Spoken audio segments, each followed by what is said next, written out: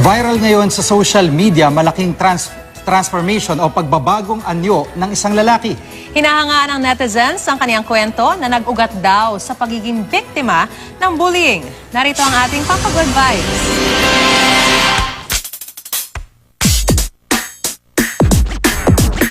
Ang kasabihan try until you succeed, pinatunayan ng bonggang-bongga ni Dave Villanueva. Viral siya sa social media. Paano ba naman matindi ang transformation ni Kuya? From these looks hanggang sa maging... Pero ang transformation ng 23-year-old na si Dave may pinaghuhugutan pala. Before po nag-start ako magtrabaho, nagtinda po muna ako sa palengke. Doon po nag-umpisa yung mga pambubuli. Ang hirap sa pakiramdam na lagi ka na lang binubuli sa school, sa work. Iba yung tingin ng tao sa'yo.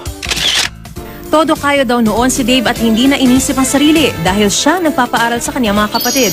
Kaya si Dave nagpursige para makamit ang inaasam-asam na transformation. Sinimulan niya sa paggamit ng beauty soap. Nag-enroll sa gym para ma-achieve ang fit na pangangatawan.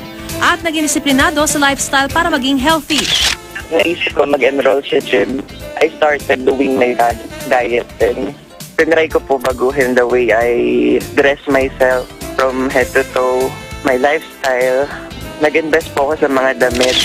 Sa katunayan, meron na nga raw ngayon nag-aalok kay Dave na mag-sponsor para sa kaniyang facial sessions. Nag-transform din daw ang social status ni Dave sa dami ng na-inspire sa kanya.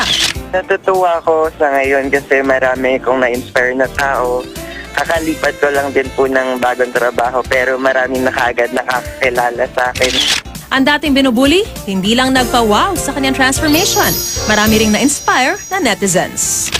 Sa mga nabully, kung gusto mo ng pagbabago, umpisahan nyo sa sarili nyo. Umpisahan mong mahalin yung sarili nyo and everything else will follow.